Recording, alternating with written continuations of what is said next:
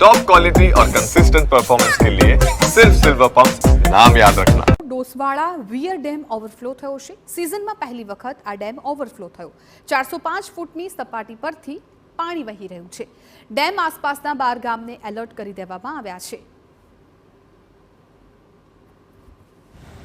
તાપી જિલ્લામાં છેલ્લા 2 દિવસથી પડી રહેલા અવિરત વરસાદને લઈને નદી નાળાઓમાં ભરપૂર પાણીની આવક થાય છે।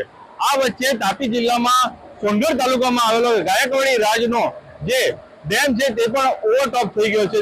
તેની પૂર્ણ સપાટી 405 ફૂટથી ઉપર તેનું પાણી વહી રહ્યું છે। લગભગ 4 ઇંચ જેટલું પાણી સીધું વહી રહ્યું છે। આ ડેમમાંથી હાલ 220 ક્યુસેક જેટલું પાણી સીધું વહી રહેતા નીચેના 12 જેટલા ગામોને આ ડેમ સાથે જોડાયેલા 12 જેટલા ગામોને એલર્ટ કરવામાં આવ્યા છે। આ વચ્ચે રાહતના સમાચાર એ છે કે ગત વર્ષની સરકારે આ ડેમ 20 દિવસ પહેલા છલકાઈ ચૂક્યો છે।